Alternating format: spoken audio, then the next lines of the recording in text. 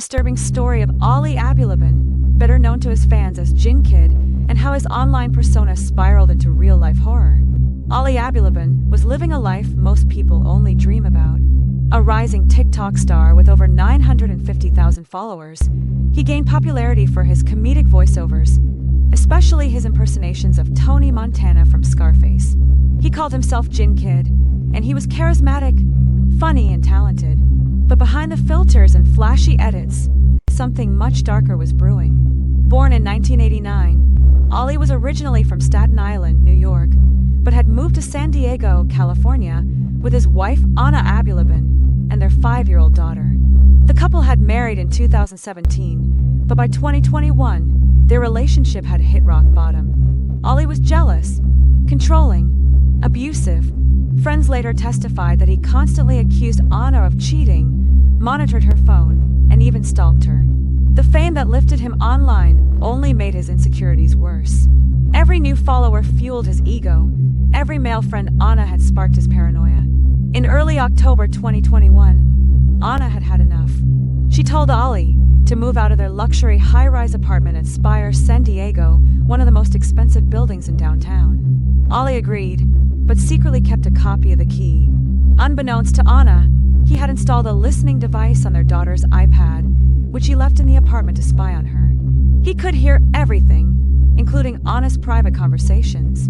On October 21st, 2021, Ali was listening. What he heard confirmed his worst fear. Anna had a man over. That man was Rayburn Barron, a 29-year-old family friend who had recently started spending time with Anna. Police would later confirm the two were not in a romantic relationship, but to Ali, that didn't matter. Fueled by rage, jealousy, and delusion, Ali made a decision that would destroy lives forever. Around 3 p.m. that day, Ali returned to the apartment complex. Security cameras showed him sneaking into the building's elevator and entering the unit with his key. Inside, Anna and Rayburn were sitting in the living room. Ali entered the room, pulled out a .45 caliber handgun, and fired multiple rounds. Both victims were shot in the head at close range. He left the scene immediately, but not before doing the unthinkable. Surveillance footage shows him walking calmly to the elevator, gun tucked in his waistband. But that wasn't the most chilling part. As he fled, he picked up his 5-year-old daughter from school. Witnesses later said that while driving with his daughter in the car, Ali confessed to the killings. He reportedly told his daughter, "I hurt mommy. I shot her.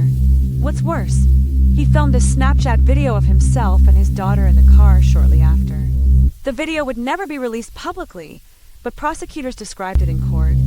Ali smiling and laughing with his daughter while 2 bodies lay dead in the apartment.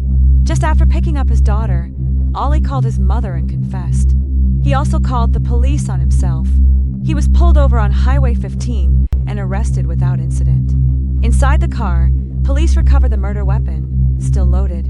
During initial questioning, Ali confessed to everything. He claimed Anna had cheated on him, that she had ruined his life, and that he had no choice. But this was no heat-of-the-moment crime. It was premeditated, deliberate, and executed with precision. Ali later pleaded not guilty to 2 counts of first-degree murder, but the evidence was overwhelming.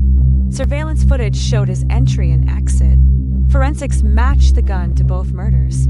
His own daughter's testimony and the Snapchat video linked him directly to the crime. In court, the case took a disturbing turn when the prosecution revealed a pattern of domestic abuse going back months. Anna had told friends that Ali had previously held a gun to her head. He had threatened to kill her if she ever left him. She had called the police several times, but no charges were filed. Like many abuse victims, she had hoped he would change. A close friend testified that Anna had been planning to file a restraining order the very week she was killed. Alice's defense team tried to argue diminished mental capacity. They said he suffered from PTSD, substance abuse, and extreme emotional distress. But the judge ruled that none of that justified a double execution. During a preliminary hearing, family members sobbed as images from the crime scene were shown. The daughter, now living with relatives, was placed under trauma-informed care. The story exploded online. People who had followed Jinn Kid for years were shocked, confused, and horrified. How could someone so funny and charming turn into a cold-blooded killer? Videos of his TikToks were reposted with eerie hindsight. His Scarface impersonations, once funny, now felt like a warning.